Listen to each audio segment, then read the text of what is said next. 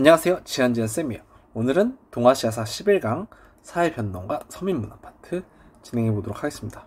본격적으로 수업하기 전에 좋아요, 구독, 댓글, 알람 설정까지 부탁드립니다. 자, 서민문화 파트입니다. 여기는 꼭 한 문제가 등장하는데 주로 서민문화 파트가 한 80% 이상이고요. 서민문화 파트가 그 다음이 나오는 게 여기 경제 파트, 상업과 도시의 발달, 16세기, 17세기에서 19세기 사이에 경제, 상업의 발달, 요 부분도 종종 나와요. 압도적으로 많이 나오는 건 서민문화. 그리고 요 학문은 이 앞에서 배운 동아시아사의 여러 학문도 있잖아요. 뭐 성리학도 있고 불교도 있고, 아니면 서양 문물 때 들어온 뭐 그런 학문들, 그런 거랑 섞여서 선지로 등장하기도 해요. 그런 거랑 섞어서 같이 등장되고, 인구 증대가 살짝 잘 안 나오긴 합니다.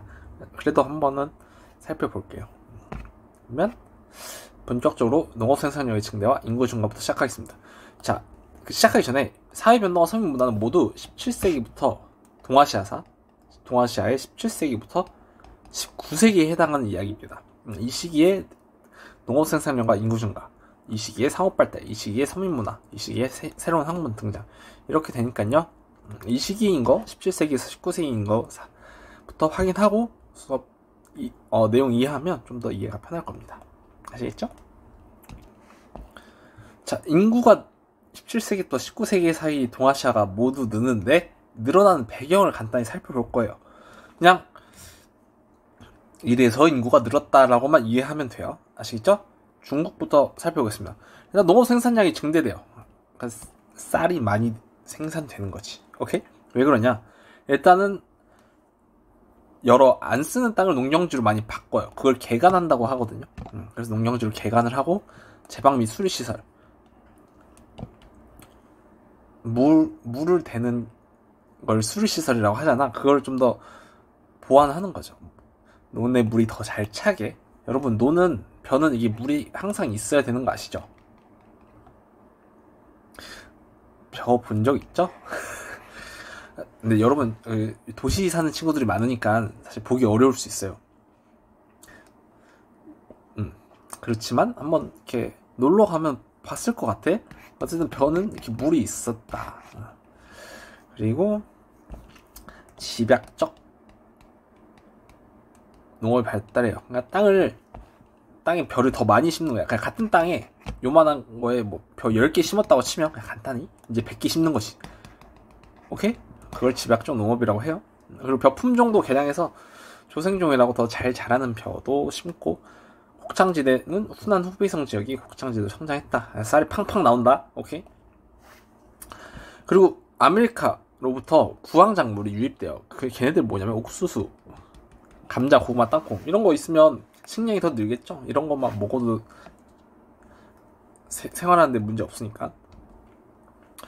자, 그리고 상품 작물도 재배해서 담배, 고추, 인삼 이런 거 재배해서 이런 건 팔죠. 이런 건 팔려고 만드는 재배 작물인데, 이런 것 때문에 경제도 성장했다. 이제 돈을 좀 벌게 됐다. 그걸로 또 맛있는 거 먹으면 되나? 쌀 사고, 그죠? 그리고 숭늉 원료도 생산해서 많이 팔았대요. 면화, 뽕나무 이런 것도. 그리고 의학이 좀 발달해. 그래서 사람들이 조금 더 오래 살게 됐죠. 그리고 죽는 사람도 줄고. 그래서 명나라 때는 의학 서적이 본초 강목이 편찬됐다. 청나라도 비슷합니다. 농업이 발전돼요. 근데 이때는 스찬 지역이 곡창지대로 발달하고, 뭐 의료기술, 천연두 치료법도 개발되고, 장기적인 평화도 있고 온난한 기후가 있었어요. 그래서 중국을 보면 17세기 1억 5천이었는데 인구가 18세기 말에 3억, 19세기에는 4억까지 가요. 그래서 여러분 그래프 있죠? 중국 이렇게 올라갑니다. 중국 이때부터 이미 인구가 달랐어. 그쵸? 어마어마하죠. 자, 인구 증가의 부작용. 인구가 너무 많다 보니까 당연히 이게 급격하게 늘면 식량도 부족합니다. 그리고 물가도 너무 많이 오르고요. 실업자도 늘고 환경도 파괴되죠. 사람이 너무 많다 보니까. 그래서 농민봉기 같은 게 일어나. 백령교회난. 그리고 이제 이주민도 증가하는데 어쨌든 한 지역에서 너무 먹고 살기 힘들면 다른 지역으로 이동하는 경우가 생겨요. 근데 개투라는 게 발생해요. 이게 뭐냐면 이주민과 현지인 사이의 갈등이에요. 당연하지. 여기서 싸우다가 새로 그냥 어떤 특정 지역에 누가 새로 와. 여기 있는 사람들도 먹고 살기 힘든데 새로 오면 별로 안 좋아하겠죠. 그래서 둘이 싸우고 그런 걸 개투라고 합니다. 그냥 그런 게 있다. 이 정도만 알아두면 됩니다. 조선 후기에도 인구가 증가해요. 원인부터 살펴볼게요. 농업 생산량이 증대, 전세도 낮춰줘요. 세금, 토지세도 낮춰주고, 개간 및 양전 사업을 통해서 경지도 많이 확보를 합니다. 농경지도 확보를 해요. 그리고 모내기법, 시비법 같은 게 새로운 농법이거든요. 전국으로 확산됩니다. 그래서 농업 생산량이 늘어요. 모내기법은 뭐냐면, 여러분 그 벼도 씨앗이 있는 거 알아요? 예전에는 그냥 씨앗을 땅에 심어서 키웠어. 근데 그렇게 하는 것보다 그 모판, 물이 있는 판에다 씨앗을 심는 거야. 그럼 얘네가 어느 정도 자라. 그게 이제 흔히 우리가 보는 벼예요. 그 벼를 다 그대로 땅에 심는 거야. 그러면 훨씬 잘 자란대. 그게 모내기법이에요. 그리고 시비법은 그 비료 주는 거. 비료가 더 발달된 비료를 줬다. 그리고 조선에도 조선 후기 때 구황작물 유입되고요. 수고 원료도 장품 작물도 조선도 재배됩니다. 아시겠죠? 조선 그리고 장시라는 게 발달해요. 시장이야 시장. 근데 옛날에는 주로 5일장 3일장 이런 게 많았지. 조선시대 때는 이런 게 발달해서 상품 유통이 활발해지고 그로 인해 사람들이 부를 축적했다. 돈도 생기니까 좀 먹고 살만해지니까 더 오래 살았다. 오케이? 의학서적 광해군대 허준이 동의보감을 편찬합니다. 그래서 조선을 보면 500만, 1000만, 1800만 가다가 살짝 19세기에 꺾여요. 19세기 때 삼종의 문란이 심해져서 그런 것 같아. 특히 어디에 인구가 유입이 많았냐면 삼북지방에 인구가 유입이 많았대요. 황해도, 평안도, 함경도 요 북쪽에. 원래 남도에는 이미 사람이 많았고 유입이 위쪽에 많았나봐. 근데 부작용, 대기근도 한번 17세기에 찾아오고요. 19세기 때 세도 정치기 때 삼종의 문란이 너무 심해. 그래서 농민들이 먹고 살기 너무 힘들었어. 그래서 홍경래난 우리 한국사 때 배웠죠? 임술, 농민봉기 같은 여러 농민봉기도 일어납니다. 그래서 조선의 인구 그래프를 보면 이렇게 가다가 19세기 때 살짝 꺾이는 걸 볼 수 있어요. 세도 정치기 때 힘들었다. 자, 애도업부 인구 증가 요인부터 살펴보겠습니다. 역시 농업 생산력이 증대되고 개간, 간척, 계단식 노 때문에 농경지가 많이 확보됩니다. 역시 마찬가지예요. 여기도 집약종 농업이 발달했고 농기구도 개량하고 비료도 사용했고 시비법이죠. 면화나 담배도 재배했다. 비슷합니다. 세 나라다. 결혼율과 출생률이 늘었대요. 이런 게 늘기도 하는군요. 우리 대한민국 상황을 보면 이 느는 게 참 신기에 따름입니다. 그리고 생활 수준도 늘고 의학도 발달하고 하니까 사망률은 또 줄고 이러면 인구가 자연스럽게 증가합니다. 그래서 일본은 이렇게 주로 19세기에 4천만까지 갔다고 합니다. 자, 역시 부작용이 있어요. 다이묘 수탈, 전염병, 그리고 자연재해로 인한 대기근이 여기는 많아. 대표적인 게 덴메이 대기근이에요. 덴메이는 연어거든요. 덴메이 시기에 일어난 대기근인데, 자, 연도 암기해야 됩니다. 덴메이 대기근 이런 게 있었고, 어쨌든 먹고 살기 힘드니까 여기도 농민 봉기가 있는데 여기 일본의 농민 봉기를 이키라고 합니다. 그래서 이런 게 발발하기도 했었다. 먹고 살기 힘드니까. 기타 대기근, 교호나 덴포 대기근도 있었는데 덴메이 대기근 암기해 주시면 될 것 같아요. 자, 여기까지가 17세기부터 19세기 사이 인구 증가입니다. 상업의 발달 볼게요. 여기는 주로 지역사랑 연계돼서도 많이 등장하고요. 아니면 그냥 16세기, 17세기에 상업이 발달했다. 이런 부분도 등장하니까 그렇게 그 두 부분에 집중해서 학습해 주시면 될 것 같아요. 자, 중국에서 상업 발달한 도시들을 먼저 살펴볼게요. 베이징입니다. 명칭은 수도였죠. 당연히 수도면 인구도 제일 많고 정치행사 군사의 중심지 아니겠습니까? 인구가 100만 명이어서 중국 최대의 소비도시로 성장했다고 합니다.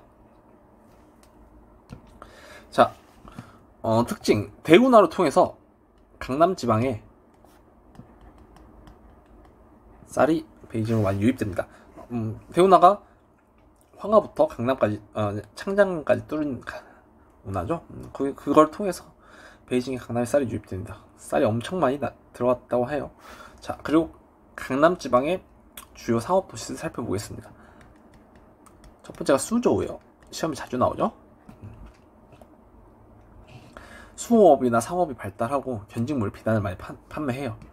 그래서 성세 자상도라는 그림, 얘가 다른 말로는 고소번화도거든요. 요 그림이 배경이 되었다. 시험에서 자주 나오니까 꼭 알아두시고요. 징더전이라는 도시는 도자기 판매로 유명하고, 양저우는 소금 정가. 강남에는 여러 시진이 많았어. 시진은 업종별로 나뉜 중소상공업 도시예요. 그러니까 수저우나 징더전보다 조금 작은, 그럼 중소상공업 도시라 생각하면 되는데, 이런 여러 개 있어. 여러 개 있는데, 시진들이 다 시진이에요. 근데 이런 게 수로로 이렇게 다 연결돼 있어. 각각. 그러니까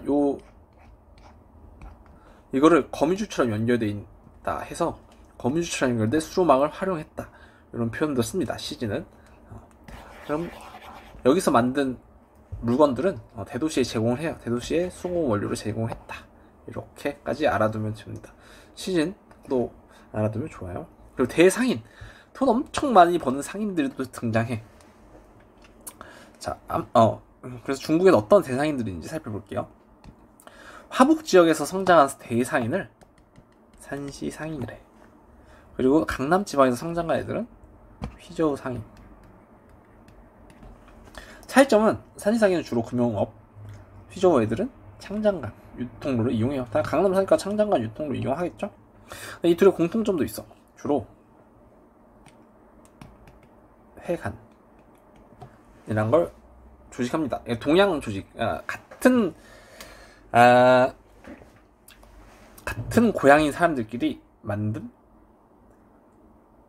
조직이에요. 그래서 자기들끼리, 회관에 있는 사람들끼리 우리 공통의 이익을 추구하는 그런 단체고요. 또 공소라 해서, 이거는 같은 직종, 같은 물건을 파는 사람들끼리 또 모인 조직이야. 그래서 또 그 안에 있는 사람들끼리 같이 잘 살자. 동업조합, 우리나라에서 제일 유명한 게 의사협회, 변호사협회 이런 거 있어요. 이런 것도 이거라 공소라고 생각하면 돼요.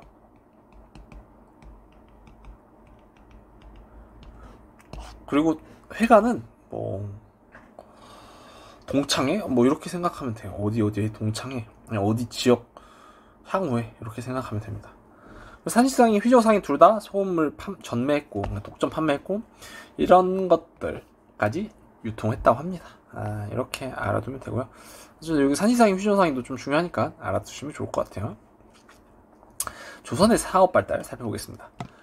아까 얘기했듯이 장시라는 게 출현해요. 15세기에. 근데 이게 18세기에 가서 엄청나게 늘어. 오케이? 그리고 포구시장. 포구는 항구야, 항구. 항구 지방의 시장도 늘고, 지방 도시도 성장해요. 강경은 북쪽에 있고요. 송파, 원산, 대구동 이런 거래. 다시 조선에는 그 다음 대동법이 시행되고 공인이 등장해요. 대동법은 광해군 때 시행돼서 숙종 때 전면 시행되죠. 이거 한국사 때 아마 자세하게 배웠을 텐데 간단히 설명하면, 대동법은 곡물을 쌀로 혹은 화폐로 납부하는 제도입니다. 특산물을 쌀이나 화폐로. 근데 주로 쌀이 많죠, 아직까지는. 근데 예전에는 여러 곡물, 음식도 있고 물건도 있어요. 베개, 이불 이런 거에서 왕이 먹는 고기, 전복, 과일 이런 것까지 다 이제 직접 납부했는데, 이제 쌀로만 오죠. 그렇다고 이제 왕이 이불 안 덮고 잘 수는 없고, 또 먹던 거 안 먹을 수는 없잖아요. 쌀만 먹을 수는 없으니까 반찬도 먹어야 되잖아요. 그래서 이거를 사러 갈 사람이 필요해. 그게 공인인데, 그렇다고 화폐를 그 전까지는 주로 쌀로 했는데 이 무거운 쌀을 들고 내려가서 또 궁궐에서 쓸 물건들은 양이 많잖아요. 그래서 또 쌀 어마어마한 거 들고 내려가가지고 또 어마어마한 물건들 끌고 사고 들어올 수는 없으니까 공인이 밑에 가서 왕의 물론 이제 서울 사람들도 쓰겠지만 궁궐에서 주로 쓰니까 궁궐에서 쓸 뭐 죽부인 100개 언제까지 만들어주세요. 이렇게 얘기를 하는 거야. 대신 그리고 대신이 아니다. 그리고 쌀로 이 물건값을 치르기엔 너무 무거우니 화폐를 사용해서 결제를 하는 거야. 동전을 사용해서 결제를 해요. 그래서 이 공인이 등장하고부터가 조선에서 화폐 유통이 활발해졌다. 이렇게 얘기합니다. 다시 공인은 뭐 하는 사람이야? 그냥 쉽게 얘기해서 궁궐에서 쓸 물건, 음식들 사러 가는 사람이에요. 아시겠죠? 그냥 그렇게만 이해하면 돼요. 대동법을 시행해서 궁궐에 먹을 게 없으니까 쌀밖에 없으니까 그 쌀 이외에 먹을 거를 대신 사러 가는 사람이 공인이다. 그래서 공인 덕분에 상업도 발달했고 화폐 경제도 발달했다. 이렇게 얘기하면 됩니다. 그래서 화폐는 주로 조선 후기에는 상평통보를 많이 써요. 아시겠죠? 한양 역시 조선의 최고 도시는 한양. 지금도 서울 아니겠습니까? 정치 행성 군사의 중심지고 상업도 활발해요. 그래서 18세기에 하면 인구 30만까지 성장했다고 합니다. 근데 조선은 한양 이외의 지방은 도시화가 미미했어요. 자, 그리고 조선의 대상인을 보겠습니다. 첫 번째는 경강상인이에요.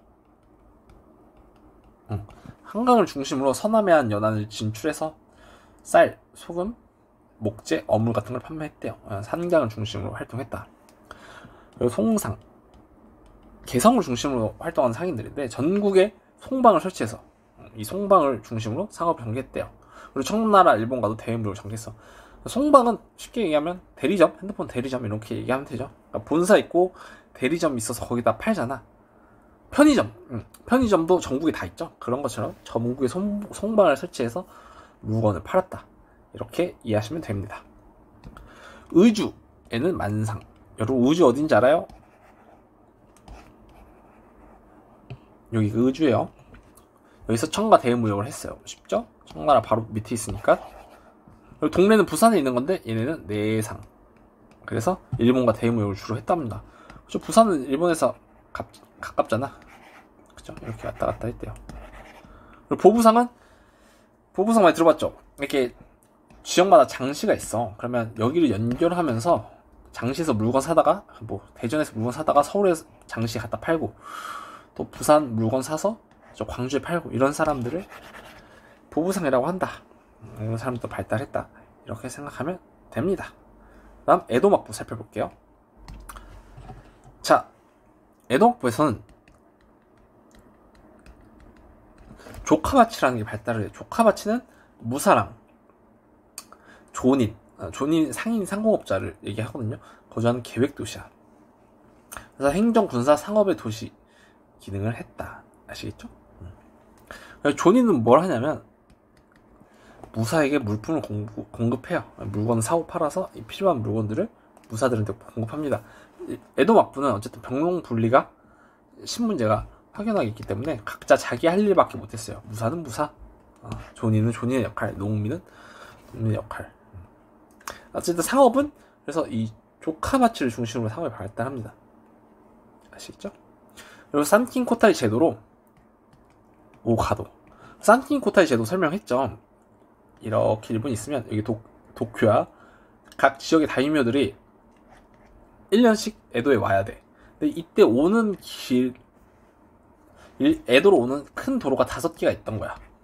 이 5개 도로가 발달해요. 그리고 이 먼 길이잖아. 일본은 우리나라보다 크죠. 이렇게 얼마나 먼 길을 오겠어요. 중간중간에 계속 자야 되는데 그 중간중간에 영환업이나 상업 같은 게 발달했다. 길에서. 그리고 해상교통로도 정비했다. 이렇게 보시면 되겠습니다. 그리고 3도, 3개 큰 도시가 발달해요. 에도가 도쿄예요, 여러분. 지금의 도쿄. 인구 100만의 대도시 산킹코타이 제도로 전국의 다이묘들이 모였다. 이렇게. 오사카. 막부에 올라가는 쌀이 여기서 한번 모였다 가는 거야. 그래서 천하의 부엌이라고도 불렸대요. 교토는 천황이 계속 지내는 곳이에요. 천황은 계속 교토에 있어. 그래서 막부의 위치만 계속 변했던 거고, 또 심지어 무로마치 막부는 교토의 막부가 있었죠. 어쨌든 교토도 큰 도시였다. 그래서 전통산업이 발달했다 정도 알면 되고, 대상인은 오사카 상인, 아까 얘기했듯이 쌀을 많이 판매하는 사람들이 모여있고, 금융업도 많이 발달했다고 합니다. 그리고 뭐 기타 오미상인, 전국에 지점을 설치해서 모기장에서 삼배 등도 판매했고요. 신흥상인들은 나카마, 동업조합 같은 걸 결성해서 영업 독점권을 획득했다고 합니다. 기타 교토, 에도, 나고야 상인도 성장을 했대요. 일본은 요 조카마치가 조금 중요하고, 이 중심으로 살펴보면 되겠습니다. 아시겠죠? 넘어가겠습니다. 자, 뭐 제일 중요한 서민문화죠. 여기는 압도적으로 시험이 많이 나와. 그 대신 제일 쉬워. 우리 1번 다음으로 무조건 맞춰야 되는 게 서민문화예요. 여러분, 이 서민문화 틀리면 이제 서운합니다. 아시겠죠? 어디가 틀릴 수도 있지. 근데 이왕이면 한 번에 딱 정리해서 잘 맞추자고요. 아시겠죠? 이 17세기에서 19세기에 발달한 서민들의 문화예요. 살펴보겠습니다. 자, 중국부터 살펴보겠습니다. 여러분, 그냥 근데 여기 문제는 어떻게 등장하냐면, 요런 게 17세기인가 19세기인가 17세기에서 19세기 사이에 들어가냐, 그것만 알면 됩니다. 여러분, 그리고 나오는 것만 나오기 때문에 뒤에 여기 선지 있죠? 요것만 딱 한 번에 정리해도 요거에서만 나온다. 그리고 주로 문제는 아는 것을 골라. 그러니까 이 4개 중에 딱 봐도 아닌 거 하나 보여. 17세기 19세기 아닌 거 바로 보이기 때문에 그렇게 어렵지 않게 풀 수 있습니다. 어디 있지? 여기 있습니다. 뭐야, 어디야? 죄송합니다. 자, 보겠습니다. 명나라 소설, 삼국지 연의, 서유기, 그리고 수호지 금명매까지 해서 4대 기설에서 이런 소설들이 유행했대요. 삼국지 연의는 실제 삼국지를 각색한 소설이고, 서유기는 손오공 나오는 거, 그겁니다. 뭐 이런 거 있었다, 이렇게만, 이게 17세기 19세기다 이렇게만 알면 돼요. 연극도 유행했고, 청나라 소설 홍루명, 이거 선지에 자주 나오죠. 남녀의 사랑 이야기. 내가 동아시아사에서 얘기했나? 세계사 때 얘기한 것 같은데, 여러분 대학 가면 꼭 연애해보세요. 아시겠죠? 대학 가면 어쨌든 연애할 확률이 높아요. 여러 사람을 만나고, 또 20대 청춘이면 항상 한창 그 혈기왕성할 때 아닙니까? 여러 사람 만나는 것도 좋아하고, 또 이성에 대한 관심도 많을 텐데, 꼭 그 20대 초반 때 순수할 때 들끓는 사랑 한번 해봤으면 좋겠어요. 그러면 정말 여러분 인생에서 큰 경험을 할 수 있을 거예요. 자, 그리고 유림에서는 사회 문제 비판하는 소설입니다. 공연문화, 경극이란 게 베이징에서 유행해요. 그래서 베이징인 것도 알면 좋아. 역사로 나오고요. 노래, 춤, 무술, 고개를 모두 결합한 공연이에요. 그리고 지방에선 지방희라는 공연도 유행했다고 합니다. 교육기관은 서원, 새로운 지식을 교육하는 서원도 유행했고요. 미술은 미나 풍속과 연화가 유행했는데, 연화가 특히 유행합니다. 중국에선. 연화가 정월이 음력 1월이에요. 1월에 문이나 실내에 붙이는 장식용 그림을 의미합니다. 자, 여기까지만 보고 조선 살펴보겠습니다. 조선 후기 땐 교육기관이 서당이에요. 서당도 있고, 한글 소설 뭐 여러 있지만 유명한 게 홍길동전, 춘향전 뭐 이런 게 있습니다. 공연 문화는 뭐 판소리, 탈춤 이런 거 유행하죠. 그래서 당시 사회상을 반영하고 양반들 사회 부정 부실이 같은 거 비판하는데 유행했다고 합니다. 대표적인 판소리 작품에는 뭐 5가지 이거 유명하던데, 흥부가 심청가 적벽가 수훈가 이런 거 있었죠. 자, 그리고 미술, 풍속화나 민화가 합니다. 그냥 풍속을 그린 그림 아니면 백성들을 그린 그림. 대표적으로 2명 있는데 아직까지 이 2사람 이름은 동아시아에는 등장하지 않아요. 그래서 유명하죠. 김홍도랑 신윤복. 김홍도는 서민들의 일상생활이나 생업을 묘사했고요.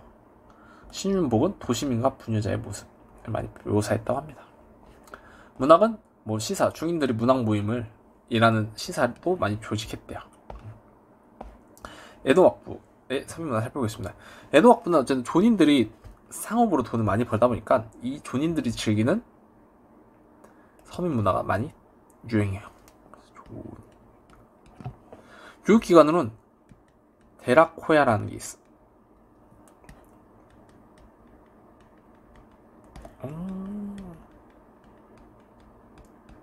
그래서 읽기, 쓰기, 셈법, 뭐 덧셈, 뺄셈 이런 거 가르치고요. 여학생들은 그림 다도 바느질도 가르쳐줬다고 합니다.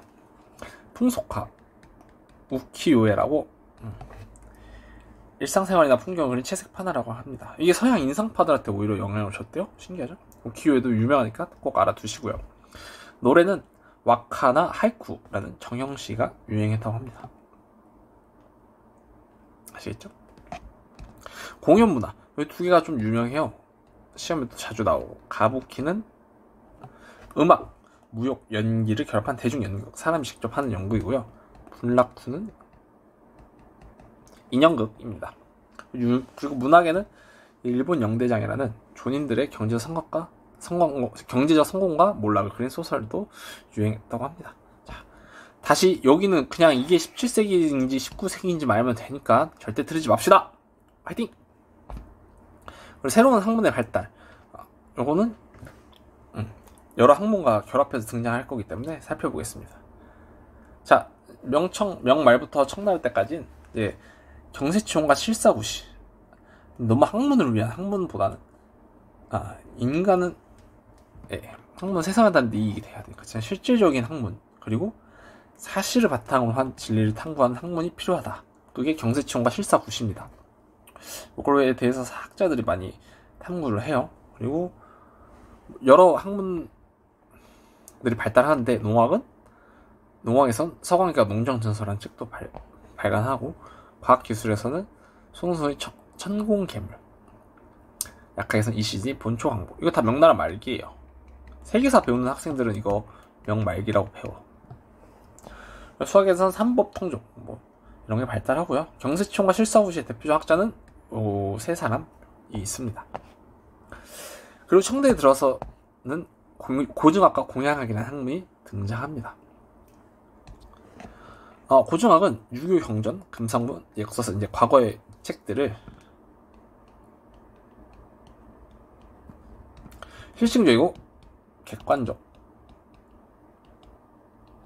뭐 이제 얼마나 객관적이겠습니까? 사람마다 또 보는 눈이 다르기 때문에, 그쵸? 뭐 완벽하게 객관적이다라고 할 수 없지만 실증적, 좀 실제 사례에 기반해서 다시 연구를 했다고 합니다. 근데 이게 왜 이런 게 발달했냐? 이제 한족 애들이 고증학을 많이 연구를 했는데 청나라 애들이 한족 학자들을 탄압하니까, 사상을 탄압해요. 막 한족의 유학 같은 거, 아니면 한족 사상 같은 거 탄압을 하니까 그걸 피해서 그냥 뭐 옛날 얘기나 연구하는 그런 경향이 있다, 이렇게 생각하면 됩니다. 이게 경학이나 역사 금속학에 발달했다고 합니다. 그래서 대표적으로 사고전서 이런 책을 편찬해요. 그래서 1번권의 책을 경사자집, 경전, 역사, 철학, 문학으로 구분해서 정리한 책도 편찬을 하고요. 고금도서 집성은 중국의 지식과 정보를 집대성한 책입니다. 그리고 강의지에 대한 강의 자전도 편찬을 합니다. 이런 게 다 고증학의 편찬물이다, 이렇게 했고요. 한계는 학자들의 관심을 현실에서 멀어지게 함. 현실에 대한 얘기보다는 그냥 그 책 내용을 사실적으로 탐구하는 거에 집중했다. 이것이 한계에 있다, 고증학의 한계다, 이렇게 얘기하면 되겠습니다. 19세기 들어가서는 공양학이라는 학문이 등장해요. 청나라가 많이 이제 19세기부터 위기가 찾아오죠.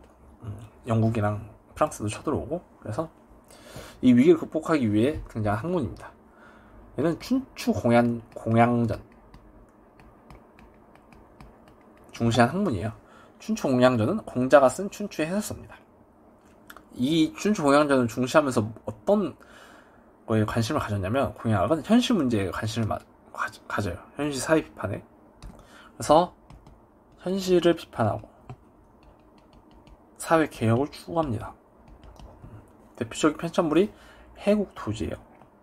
이게 나중에 변법자강 운동에 영향을 주기도 합니다. 그 정도 알아두면 좋을 것 같아요. 자, 다음 조선 보겠습니다.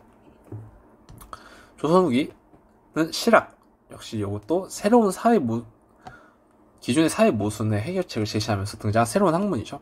성리학을 비판하기도 했고요. 중국과 서양의 새로운 학문을 수용하자, 실제 사회에 도움이 되는 학문이라는 거예요. 실학에는 크게 두 가지 종류가 있는데, 첫 번째가 중농주의입니다.